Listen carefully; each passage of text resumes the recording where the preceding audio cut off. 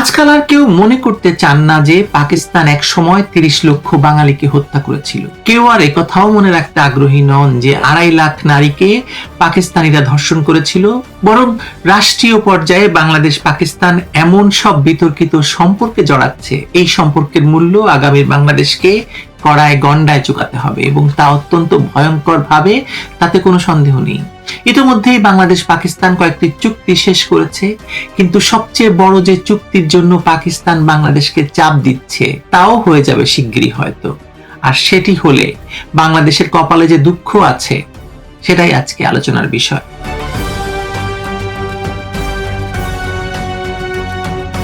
বাংলাদেশের মানুষের একটা অংশ এখন এমন ভাবে পাকিস্তানকে রোমান্টিসাইজ করছে যেন পাকিস্তান বাংলাদেশের বহুদিনের বিশ্বস্ত বন্ধু, অথচ বাস্তবতা হলো পাকিস্তান রাষ্ট্রের নিরাপত্তা নীতির কেন্দ্রবিন্দুতেই রয়েছে ভারত বিরোধিতা এবং দক্ষিণ এশিয়ায় নিজেদের প্রভাব পুনঃপ্রতিষ্ঠা করা। আর সেই লক্ষ্যেই এখন তারা বাংলাদেশের ভেতরে নতুন করে প্রবেশের সুযোগের চেষ্টা করছে বা সুযোগ খুঁজছে।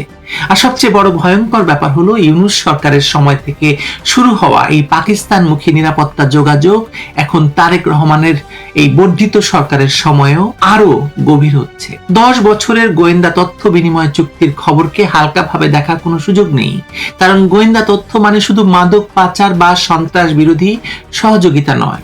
এর অর্থ হলো বাংলাদেশের নিরাপত্তা অবকাঠামো, সীমান্ত পরিস্থিতি, সামরিক সক্ষমতা, অভ্যন্তরীণ রাজনৈতিক অবস্থা, এমনকি কৌশলগত যোগাযোগ ব্যবস্থার ভেতরে পাকিস্তানের প্রবেশাধিকার তৈরি হওয়া। পাকিস্তানের আইএসআই কি ধরনের সংস্থা সেটা বাংলাদেশের মানুষের নতুন করে জানার দরকার নেই। আফগানিস্তান থেকে কাশ্মীর, পাঞ্জাব থেকে উত্তর পূর্ব ভারত পর্যন্ত বিচ্ছিন্নতাবাদ, জঙ্গিবাদ, প্রক্সি নেটওয়ার্ক পরিচালনার অভিযোগ এই আইএসআই বিরুদ্ধে বহু দশক ধরেই রয়েছে, এবং বাংলাদেশ তার বহু বড় শিকার, সেটা আপনারা জানেন। তাহলে আপনি প্রশ্ন করুন যে বাংলাদেশ এই খেলায় নামছে কেন? কারণ একদিকে ভারতের সঙ্গে রাজনৈতিক দূরত্ব তৈরি হয়েছে, অন্যদিকে চীন পাকিস্তান বলয়ের সঙ্গে নতুন সমীকরণ গড়ে তোলার চেষ্টা করছে। কিন্তু বাংলাদেশের বাস্তবতা পাকিস্তান বা আফগানিস্তান নয়।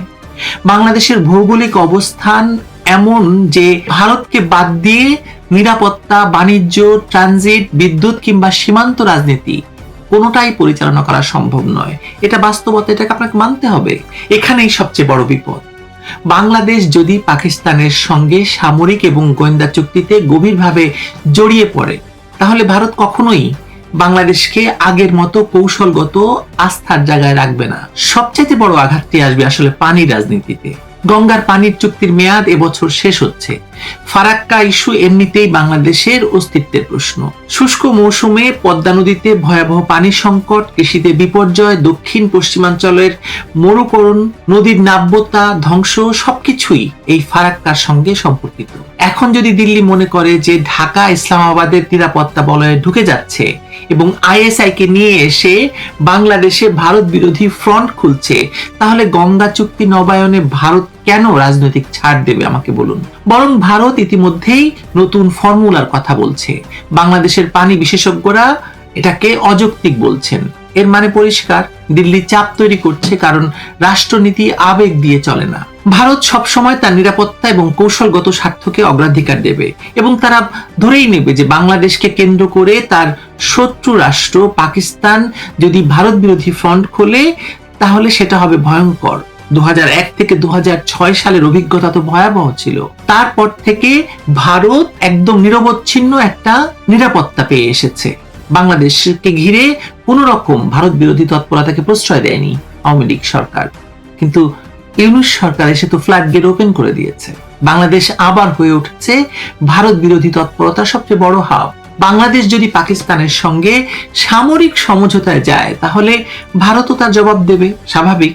আরেকটি ভয়ঙ্কর বিষয় হচ্ছে তথাকথিত যৌথ নিরাপত্তা চুক্তির আলোচনা। ন্যাটোর আদলে যদি এমন চুক্তি হয় যেখানে এক দেশের উপর হামলা মানে উভয় দেশের উপর হামলা, তাহলে বাংলাদেশ কার্যত পাকিস্তানের আঞ্চলিক সংঘাতের অংশ হয়ে যাবে।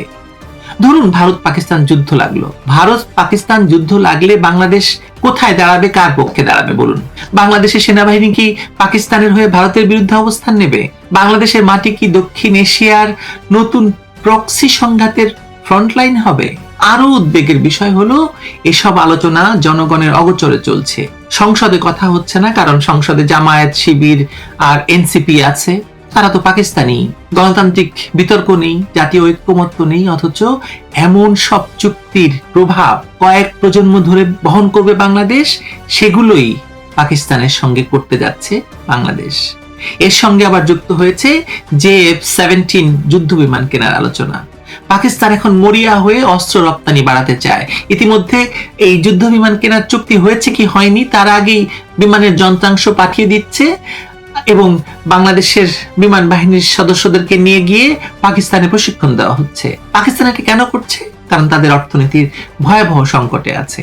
IMF এর ঋণে চলা একটি রাষ্ট্র এখন বাংলাদেশের কাছে অস্ত্র বিক্রি করে নিজেদের অর্থনীতি বাঁচানোর স্বপ্ন দেখছে এবং পাকিস্তানের রাজনীতিবিদরা সেটা বলছে যে বাংলাদেশের কাছে অস্ত্র বিক্রি করলে IMF এর ঋণ তাদের দরকার হবে না। প্রশ্ন হলো, বাংলাদেশের কি সত্যি পাকিস্তানি যুদ্ধ বিমান দরকার কিনা? কিসের জন্য দরকার? কার সঙ্গে যুদ্ধ করবে বাংলাদেশ? নাকি এটি মূলত ভূরাজনৈতিক অবস্থান বদলের প্রতীক হিসাবে বাংলাদেশিরা করতে চাচ্ছে?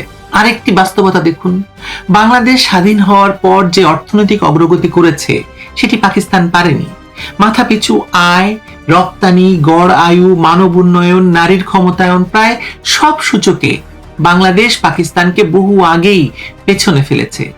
যে পাকিস্তান এক সময় বাঙালিকে বোঝা বলেছিল, আজ সেই পাকিস্তান বাংলাদেশের সঙ্গে কৌশলগত সম্পর্ক চায়, কারণ তারা জানে বঙ্গোপসাগর অঞ্চলে বাংলাদেশের গুরুত্ব বেড়েছে। কিন্তু বাংলাদেশের প্রশ্ন হওয়া উচিত ছিল, পাকিস্তানের সঙ্গে সম্পর্ক বাড়িয়ে আমরা কি পাচ্ছি? বিনিয়োগ পাচ্ছি? পাকিস্তানের সে ক্ষমতাই নাই বাংলাদেশে বিনিয়োগ করার। বাণিজ্য হবে না, পাকিস্তানের তো ক্রয় ক্ষমতা নাই, কি কিনবে বাংলাদেশের কাছ থেকে? প্রযুক্তি পাচ্ছি? পাকিস্তানের কি প্রযুক্তি আছে? মানে এহসানুল হক মিলন যে নতুন লাফারু শিক্ষামন্ত্রী, উনি লাফিয়ে লাফিয়ে চলেন, সেই লাফারু শিক্ষামন্ত্রী বলছেন যে পাকিস্তান নাকি শিক্ষায় বিপ্লব করে ফেলেছে, অথচ বাজেট কাট থেকে শুরু করে পাকিস্তানের শিক্ষার অবস্থা ভয়াবহ। সেখানে নাকি বাংলাদেশের ছাত্রদেরকে পাঠানো হচ্ছে বৃত্তি দিয়ে। ভাবুন একবার, জঙ্গি হয়ে ফেরত আসার জন্য। জ্বালানি নিরাপত্তা, পাকিস্তানের নিজেরই অর্ধেক দেশ অন্ধকারে, তারা দেবে আমাদেরকে নিরাপত্তা? কিভাবে দেবে? তাহলে কি পাচ্ছি ভারতের সন্দেহ, আঞ্চলিক উত্তেজনা, নিরাপত্তা ঝুঁকি, সম্ভাব্য কূটনৈতিক চাপ আর গাদা গাদা জঙ্গিদের আগমন পাকিস্তান থেকে। সবচেয়ে বড় কথা, বাংলাদেশের ইতিহাসের সঙ্গে এই রাজনীতিটা খুব সাংঘর্ষিক। যে রাষ্ট্র 1971 সালে পাকিস্তানি সামরিক আগ্রাসনের বিরুদ্ধে জন্ম নিয়েছে, সেই রাষ্ট্রের নিরাপত্তা অবকাঠামোর ভিতর ISI ঘনিষ্ঠ প্রভাব ঢুকে পড়া কেবল রাজনৈতিক সিদ্ধান্ত নয়, এটি বাংলাদেশের মুক্তিযুদ্ধের চেতনাগত ভিত্তিকে প্রশ্নের মুখে দাঁড় করানো। আজ যারা পাকিস্তানের সঙ্গে সম্পর্ককে কৌশলগত ভারসাম্য বলছেন, তারা হয়তো ভুলে যাচ্ছেন যে বাংলাদেশের সবচেয়ে বড় বাস্তবতা আসলে ভারত। সীমান্ত, নদী, বাণিজ্য, বিদ্যুৎ, ট্রানজিট, আঞ্চলিক যোগাযোগ সবকিছুতেই ভারত অপরিহার্য। কাজেই পাকিস্তানের সঙ্গে গভীর সামরিক এবং গোয়েন্দা চুক্তি করে ভারতের সঙ্গে আগের সম্পর্ক অক্ষুণ্ণ থাকবে, এমনটা ভাবা আপনার কাছে হাস্যকর। আমার কাছে তো বটেই, এবং খুব শিশুসুলভ সরল যারা, তারা মনে করছেন এটা। আর এই কারণে আমি বলতে চাইছি যে পাকিস্তানের সঙ্গে চুক্তি হলে ভারতের সঙ্গে আসলে কোনো চুক্তি হবে না। বিশেষ করে ফারাক্কা চুক্তি, তিস্তা চুক্তি কিংবা আঞ্চলিক নিরাপত্তা সহযোগিতার ভবিষ্যৎ তখন ভয়াবহ অনিশ্চয়তার মুখে পড়বে। আর এর খেসারত দেবে বাংলাদেশের সাধারণ মানুষ। নদী শুকাবে বাংলাদেশের, কৃষি ক্ষতিগ্রস্ত হবে বাংলাদেশের, কূটনৈতিক চাপ বাড়বে বাংলাদেশের উপর। রাষ্ট্র পরিচালনা কোনো আবেগের বিষয় নয়, রাষ্ট্র পরিচালনা আসলে কৌশলের বিষয়। পাকিস্তানকে ব্যবহার করে ভারতকে চাপ দেওয়ার খেলায় নামলে শেষ পর্যন্ত বাংলাদেশি দুই পরাশক্তির সংঘর্ষের মাঝখানে আটকা পড়বে। ভারত পাকিস্তান মানে ঘষাঘষি করবে, মাঝখানে বাংলাদেশ পিষা মরবে। ওই যে পাটা পুতার মরিচের ব্যাপারটা। আর ইতিহাস বলে, ছোট্ট রাষ্ট্র যখন বড় শক্তিগুলোর প্রক্সি খেলায় জড়িয়ে পড়ে, তখন সবচেয়ে বড় ক্ষতিটা হয় সেই ছোট রাষ্ট্রের। আজকের এই ভূ রাজনৈতিক ইউটার্ন কোনো মাল্টি অ্যালাইনমেন্ট বা বহুমুখী ভারসাম্য নয়, এটি হলো সুপরিকল্পিতভাবে বাংলাদেশকে একটি ব্যর্থ রাষ্ট্রে পরিণত করার চক্রান্ত। যুদ্ধাপরাধীদের দল জামায়াত ইসলামী, এনসিপি, শিবির তাদের এজেন্ডা বাস্তবায়ন করতে গিয়ে অবৈধ ইউনূস সরকার এবং পরবর্তীতে তারেক রহমানের বিএনপি সরকার দেশের ভবিষ্যৎকে একদম খাদের কিনারায় নিয়ে গেছে। পাকিস্তানের সঙ্গে এই ধরনের আত্মঘাতী সামরিক এবং কৌশলগত চুক্তি যদি চূড়ান্ত হয়, তবে ভারতের সঙ্গে আমাদের ফারাক্কা চুক্তি তো হবেই না, বরং একটি ভয়াবহ আঞ্চলিক অস্থিরতার কেন্দ্রবিন্দুতে পরিণত হবে আমাদের এই প্রিয় মাতৃভূমি বাংলাদেশ। 30 লাখ শহীদের রক্তের সঙ্গে বেইমানি করে যারা ঘাতক পাকিস্তানের সঙ্গে আলিঙ্গন করছে, তাদের উদ্দেশ্য সৎ আপনার মনে হয়? ইতিহাস বিচার করার দরকার নেই, আপনি নিজে চিন্তা করেন ব্যাপারটা, জানিয়েন কমেন্টে। ভালো থাকবেন সবাই।